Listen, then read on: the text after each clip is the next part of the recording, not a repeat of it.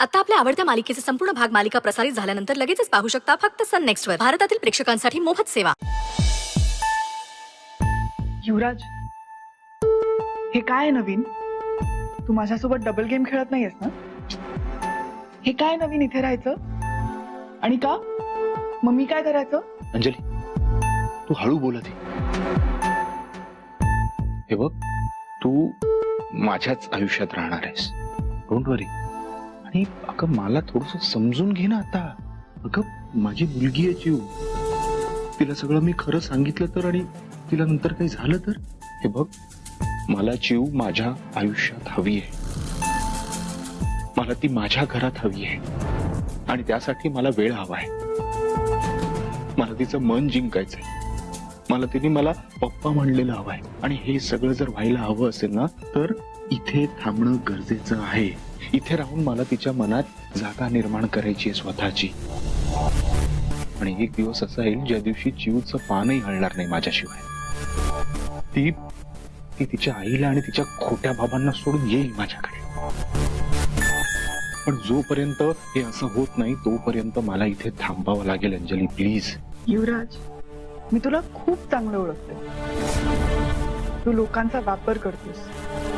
माझा नको करूस. मला खरं खरं सांग, तुला चिव बरोबर राहायला मिळणार आहे याचा आनंद होतोय का अर्पिता बरोबर राहायला मिळणार आहे याचा? माझा विश्वासघात करायचा विचारही करू नकोस. अगं तू नाही करणार मी तसं काही.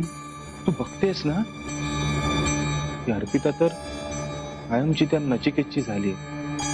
हे बघ, मी इथे फक्त एकाच कारणासाठी थांबलोय.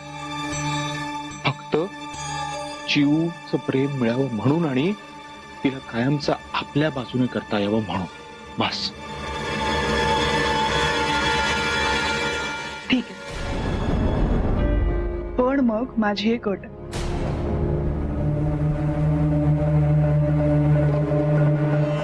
हे सगळं काय चाललंय? हे जे काही चाललंय ना ते मला अजिबात पटत नाही. मग दोघींनी नचिकेतच्या डोळ्यावर ना प्रेमाची पट्टी बांधलीये. काय जादू केलीये ना तुम्ही, मला खरंच कळत नाहीये. तर ह्या सगळ्याचं मी काही करू शकत नाहीये. पण मी एवढं मात्र नक्की ठरवलंय की मी आता शांत बसणार नाहीये. सरिता, तू नचिकेत अरे बस झालं.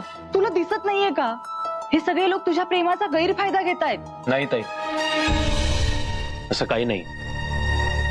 हा निर्णय पूर्णपणे माझ्या एकट्याचा आहे. मला कोणीही फोर्स केलेलं नाही. ठरलं का तुमचं? काय तुमचा फायनल डिसिजन?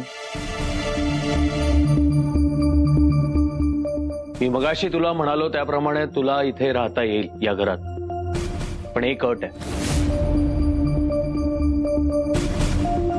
जोपर्यंत चिवचं ऑपरेशन सक्सेसफुल होत नाही, ती पूर्णपणे सेटल होत नाही, तोपर्यंत आपल्यापैकी कोणीही तिला हे सांगायचं नाहीये की तू तिचा खरा बाबा आहेस. काही झालं तरी चिवला आत्ता हे सत्य कळता कामा नये. ऑपरेशन झाल्यानंतर योग्य वेळ पाहून तू आणि अर्पिता जो काही निर्णय घ्याल तिच्या बाबतीत तो मला मान्य असेल. बर, पण माझी एक अट आहे. मी इथे राहायला येईन तेव्हा मी एकटा येणार नाही. माझ्यासोबत माझे घरचे सुद्धा असतील. अरे नचिकेत बघ, अरे आता तरी डोळे उघड ना. नचिकेत काय हे सगळं? काय सांगणार आपण लोकांना? चिवला काय सांगायचं? कोण आहेत हे सगळे? युवराज, तुझी अट म्हणजे बळजबरी? मावशी, तुम्ही प्लीज बोलूच नका प्लीज. हे बघ अर्पिता, तुझ्याकडे आता एकच मार्ग उरलाय. मला उगाचच ह्या विषयावर चर्चा नको आता. तुम्हाला मान्य असेल तर मला सांगा, नाहीतर मी आत्ता जाऊन चिवला सगळं सांगून टाकेन.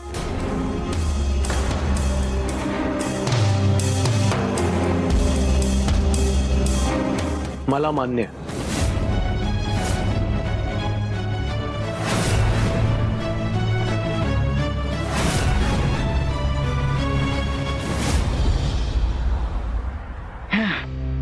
चला, तयारी झाली ना सगळ्यांची?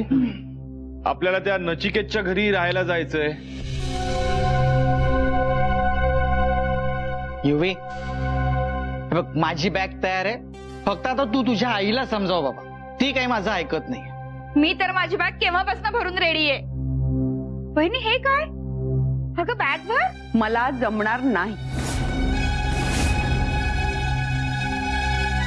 मम्मी जमणार नाही म्हणजे? चल ना आमच्या सोबत. अशी बसून काय असतो? हे बघ, काळजी करू नकोस. वाटलं तर तुझे कपडे मी भरतो. नाही बाबा थांबा. आई मी करून देते ना पॅकिंग. तुम्ही नका उठू. मला सांगा काय हवं ते. मी सांगितलं ना एकदा, मी तुमच्या सोबत कुठेही येणार नाहीये. अगं असं काय करते बहिणी? आपण सगळे तिकडे आपल्या नातीसाठी जातोय आणि तू असं करते? चल ना. वंस, इतरांसारखं आश्रित म्हणून जाऊन राहणं मला नाही जमणार.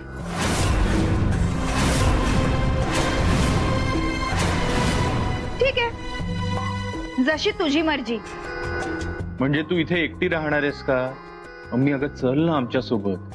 तुला तुझ्या नातीला भेटावंसं नाही वाटत आहे? नाही, माझं नातीवर कितीही प्रेम असलं ना तरी सुद्धा मला हे जमणार नाही. आणि तुम्ही सुद्धा तिथे का जातायत ना ते चांगलंच माहितीये मला. युवराज, तू अर्पिताला त्रास द्यायला आणि त्या डॉक्टर नचिकेतला छळायला जातोयस तिथे. हे बघ, मी तिथे माझ्या मुलीसाठी जातोय. मुलीसाठी? अरे आई आहे मी तुझी, चांगलंच ओळखते तुला. तू फक्त आणि फक्त त्या मुलीवर हक्क गाजवण्यासाठी जातोयस. हो आहे हक्क, म्हणून चाललाय तो दाखवायला. हे बघ, जास्त शहाणपणा करू नकोस. चल आमच्या बरोबर. आता अशी सटकन. पप्पा नीट बोला मम्मीशी. आणि मम्मी अगं तू हट्ट सोड ना प्लीज. तू चल तिथे, तुला खरंच बरं वाटेल. तू चिवला भेटशील, तिच्यासोबत खेळशील. खरंच तुला ह्यातून आनंद मिळेल. अगं आपला सुद्धा अधिकार आहे अगं तिच्यावर. हो, आपला अधिकार कसा रे? हा युवी, ती जेव्हा अर्पिताच्या पोटात होती तेव्हा तू अर्पिताशी कसा वागला होतास विसरलास? ती जन्माला आल्यावर गेल्याचं कळल्यावर अर्पिताची काय अवस्था झाली होती. अरे भ्रमिष्ठासारखी वागत होती ती. आणि त्यावेळी सगळ्यात जास्त तुझी गरज होती तिला, तुझी. पण तू तिला सोडून या अंजलीच्या पदराआड लपून बसलास, हेही विसरला असशीलच. त्यावेळी कुठे होती रे तुझी मुलगी? हा, त्यावेळी कुठे होती तुझी मुलगी? कोण कुठली ती बाई आपल्या घरात येऊन राहिली? तिच्या मुलीमध्ये अर्पिता स्वतःची मुलगी शोधत होती आणि तेव्हाही तू तिच्या सोबत नव्हतास.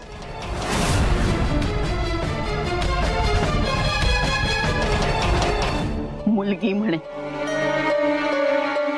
अरे तिच्यावरच काय, अर्पितावर सुद्धा तुझा काडीचाही अधिकार नाहीये. अगं तू माझी मम्मी आहेस का अर्पिताची मम्मी आहेस ग? हे बघ, मी माझ्या मुलीला जेव्हा गमावून बसलो तेव्हा मला सुद्धा खूप त्रास झाला होता. पण मी त्या अर्पितासारखं वागलो नाही. मी माझा त्रास माझ्या पुरतच ठेवला. वेड्यासारखं फिरलो नाही कुठेही.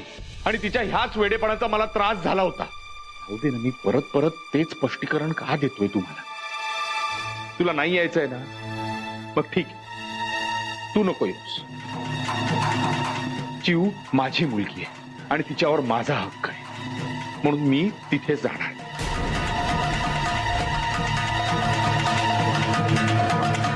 आणि बाकी कोणाला पण असं वाटतंय का? हा, कोणाला वाटतंय का की माझं चुकलंय तर त्यांनी सुद्धा इथेच थांबलं तरी चालेल? काही झालं तरी मी तिथे चिऊसाठी जाणार. लक्षात ठेव.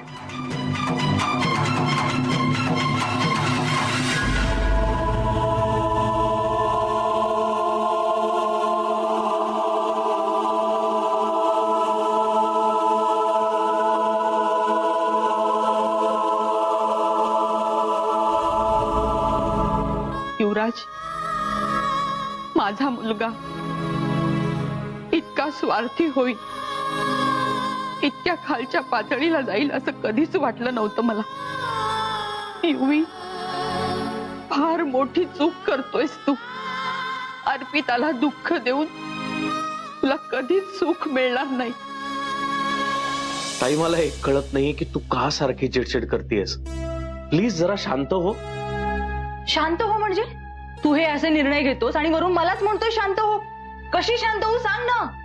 ह्या सगळ्यात बाकी काही नाही, पण ऍटलिस्ट स्वतःचा विचार कर ना. ताई, तू आता का या सगळ्याची काळजी करतेस? अरे का काळजी करतेय म्हणजे? मी बहीण आहे ना तुझी. मला काळजी नाही वाटणार तू कोणाला वाटणार आहे? आणि तू ह्या सगळ्यात गुरफटत चाललाय. मग तुला ह्या सगळ्यातनं बाहेर काढणं माझी जबाबदारी आहे ना. आणि ज्या माणसामुळे तुला अटक झालीये तू त्या माणसाला आपल्या घरात घेतोयस का आणि कोणासाठी? ताई, याचं उत्तर तुला चांगलंच माहितीये. हे सगळं मी फक्त चिवसाठी करतोय. पण का? जर तो तिचा जन्मदाता बाप असेल, त्याला जर तिला घरी घेऊन जायचं असेल आणि मुलीसाठी भांडत असेल, त्याला जर बाप असल्याचे अधिकार हवे, तर तू काय ह्या सगळ्याच्या मध्ये येतोयस? आणि तुला किती वेळा सांगितलं की त्या दोघींना घराबाहेर काढ आणि त्यांना जे हवंय ना ते करू दे. तू नको पडूस मध्ये. आणि हे आपलं घर आहे, धर्मशाळा नाही. ताई, मी हे सगळं फक्त आणि फक्त चिवसाठी करतोय. तुलाही माहितीये. मला एक सांग, ह्या सगळ्याचा तुला काय त्रास आहे? तू का अशी अस्वस्थ होतीयस? तुला कळतच नाहीये का? नाही, मला कळतंय. तुझी तळमळ मला कळतेय, माझ्यापर्यंत पोहोचतेय. पण ताई, तुला माहितीये ना, मी चिव मध्ये गुंतलोय का. तिची काळजी घेणं, तिला लवकरात लवकर बरं करणं भाग आहे. हे बघ ताई, मी तुला आता फक्त एवढंच म्हणू शकतो की काही झालं, उद्या तो युवराज आपल्या घरी आला, त्याच्या घरचे घरी आले, तरी सुद्धा त्यांना हे कळता कामा नये की माझं आणि अर्पिताचं लग्न झालेलं नाहीये. ताई, प्लीज प्लीज प्लीज, हे बघ, तुला कितीही राग आला, कितीही त्यांना सांगावंसं वाटलं तरी सांगू नकोस. प्लीज ताई, आजपर्यंत मी तुझ्याकडे काही मागितलं नाही. आयुष्यात पहिल्यांदा मी तुझ्याकडे काहीतरी मागतोय असं समजून प्लीज मला हे वचन दे. ह्या लोकांनी काय जादू केलीये ना तुझ्यावर. तू ह्या सगळ्यात स्वतःचाही विचार करत नाहीये. ताई,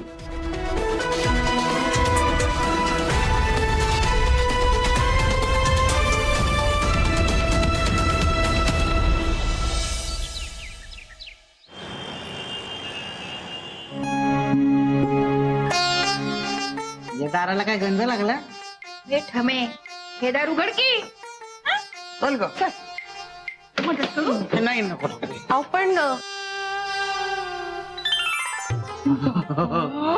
रेणुका, अरे सुंदर बघ. अगं घर बघ. बॅग हातात, बॅग हातात. अहो पण तुम्ही कोण? रेणुका, केवढं मोठं घर. हे सोपं बघ. अरे केवढं मऊ आहे बघ. ए तू उडतोय. उडायला लागलं. हे मी पण उडते हे बघ. हा, स्वप्नातलं घर एकदम. हा, मस्त मस्त एकदम. आजपासून आपण इथे राहणार आहे. दादा, वहिनी खरंच वेडी आहे रे. एवढ्या मोठ्या राजमहालात राहण्याचा योग तिने सोडला. अहो पण तुम्ही कोण आणि घरात अशी कशी शिरले? तू कोण? आधी तू पाय खाली ठेवा. कामवाले दिसतीये. मोलकर आहेस ना, मग एक काम कर, मस्तपैकी चहा कर आमच्यासाठी. पण मी काय म्हणते, दूध जास्त, पाणी कमी. हाय, मलाई मलाई. त्याच्यामध्ये मलाई मलाई पण पाहिजे ना. हा, मलाई पण टाक. आणि काम कर, बिस्किट अँड क्रीमची. आणि हो, मी चहा घेत नाही. हा, माझ्यासाठी कॉफी कर. हा, तोंड वर करून काय बघते? फार शेफारून ठेवलंय घरच्यांनी हिला. कामवाल्यासारखी राहा. उगाच तोंड कसं चालू नकोस. मला पण नाही दादा. आणलंय अरे हळू हे काय, मी तुम्हाला ओळखलं नाही. घ्या. हिला माहितच नाही आपण कोण आहोत ते. म्हणजे काय, तुला या घरातल्या लोकांनी सांगितलंच नाही आम्ही कोण आहे म्हणून? अगं, हे युवराजचे पप्पा आहेत. हा, आणि मी युवराजची आत्या आहे.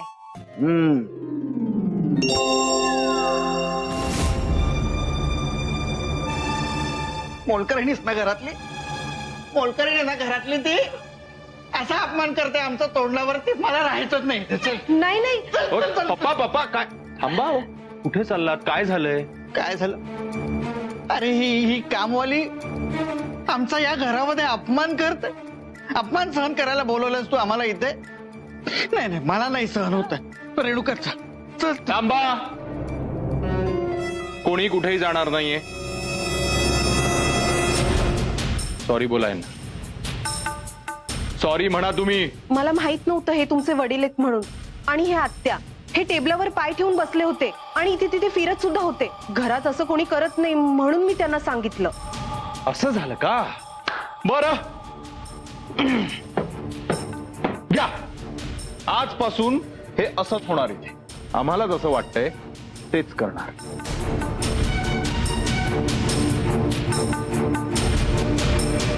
वर घे ना. आम्हाला कुठलेही प्रश्न विचारायचे नाहीत, काही बोलायचं नाही. कळलं? चल आता पप्पांना सॉरी म्हण. सॉरी. Very good.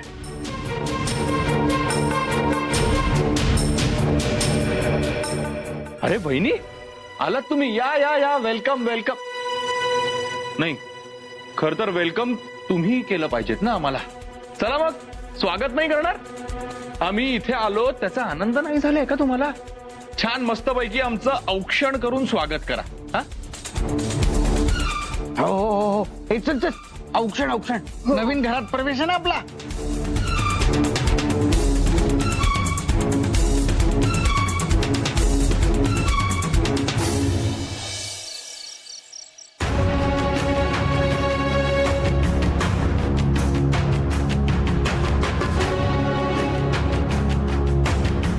नीट ओवाळा.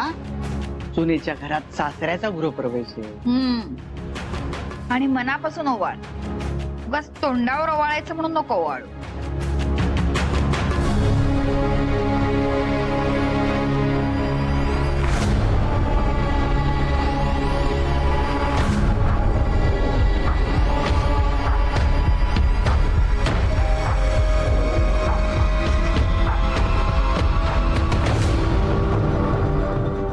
आज तू मला ओवाळतेस असं वाटतंय की जुने दिवस परत आलेत. मनाला किती बरं वाटतंय. अर्पिता लवकरच जुने दिवस परत येतील. आपल्यात आधीसारखं नातं मी निर्माण करतो की नाही ते बघ. मला पूर्ण खात्री आहे मी तुला आणि चिवला घेऊन घरी येणार आहे आपल्या. आधी मी माझ्या मुलीचं मन जिंकणार मग तुझं. तू इथे का आलायस हे मला माहिती, पण तू जो विचार करून आलायस ते मी कधीच होऊ देणार नाही. आज तुझं स्वागत करते कारण माझ्याकडे दुसरा पर्याय नाहीये. पण लवकरात लवकर तुला या घरातून आणि चिवच्या आयुष्यातून बाहेर काढीन.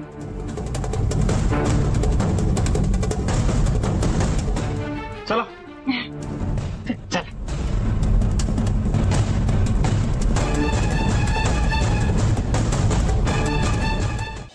आता या सगळ्यांची सोय करावी लागणार आहे आपल्याला.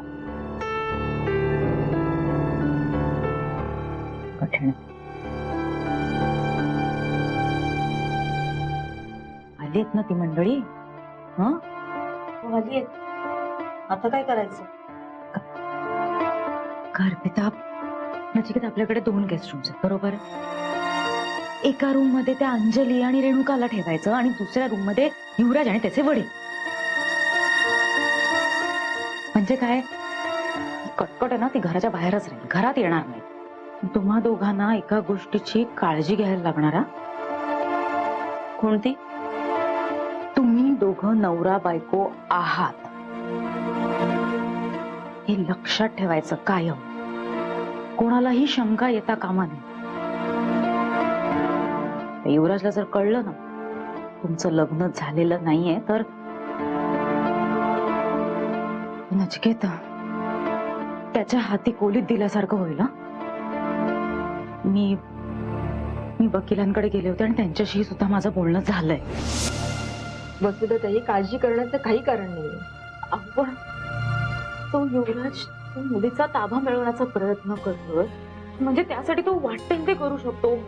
अहो तो तो कोर्टातही जाऊ शकतो. हे बघा, अर्पिताचं लग्न झालंय, नवरा चांगला कमवतोय, शिवाय अर्पिताचा बिझनेसही आहे.